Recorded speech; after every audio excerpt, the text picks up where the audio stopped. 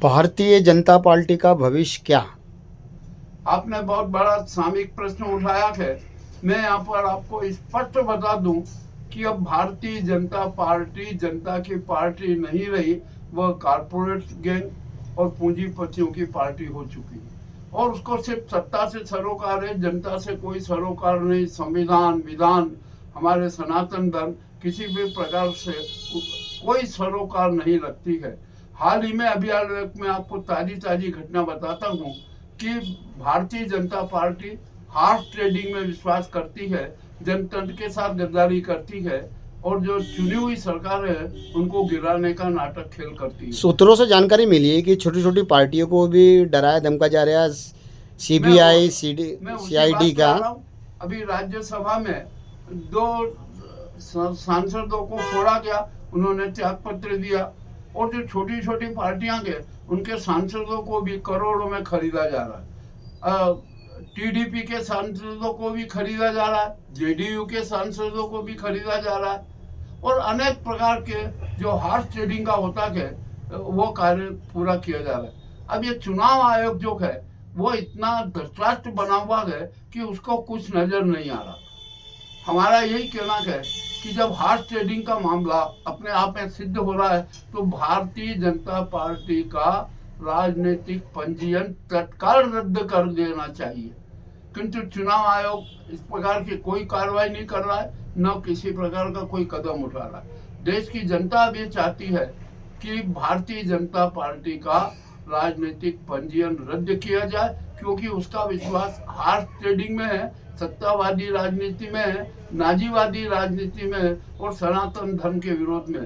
तो ये लोग समाज को बांट रहे हैं, फूट पैदा कर रहे हैं और अनेक प्रकार के अनर्गल कार्य करते जा रहे हैं। तो ऐसी जो पार्टी है उसको इस देश में शासन करने का अधिकार नहीं। ऐसी राजनीतिक दलों का जो अभी उनकी सोच है और वो लोग जो अभी संविधान की हत्या कर रहे हैं, इसके बारे में आप क्या कहना चाहेंगे? देखिए, हमारे देश में गद्दारों की बहुत बड़ी फौज है। हर दल में, हर समाज में गद्दारों की इतनी फौज है कि जिसके पहचान बड़ी कठिन है। हर चेहरे पर एक एक मुखौटा है। यहाँ पर विधान की हत्या हुई, संविधान की हत्या हो रही है, सामाजिकता की हत्या हो रही है, सनातन धर्म की हत्या हो रही है।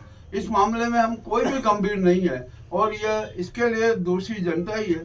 जनता को जो असली चेहरों को पहचानना होगा कि कौन राष्ट्रभक्त है, कौन गद्दार है, कौन बिकाऊ है, कौन टिकाऊ है। संविधान बचाने वालों को तो जेल भेज दिया जाता है। अरे देखिए, ये जो नाजीवाद का मामला है, नाजीवाद में नैतिकता कभी नहीं होती है।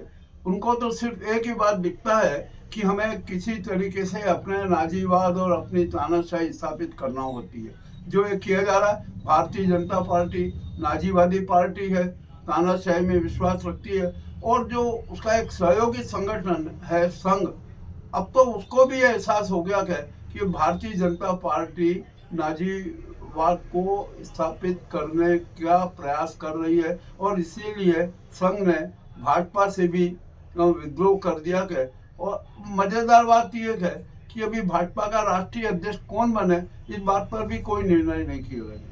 और जहाँ तक मुझे लगता है कि किसी एक महिला का नाम उछाला जा रहा है कि उसको भाजपा का राष्ट्रीय अध्यक्ष बना दिया जाएगा, परंतु कब बनेगा, कैसे होगा, ये भी अभी कुछ कहना मुश्किल है। मुझे तो ऐसा लगता है कि भारतीय जनता पार्टी का राष्ट्रीय अध्यक्ष दिसंबर में घोषित होगा। आपका नाम? केसी यादव। ग्राउंड रिपोर्ट मुकेश लश्करी, थीम न्यूज़ चैनल उज्जैन।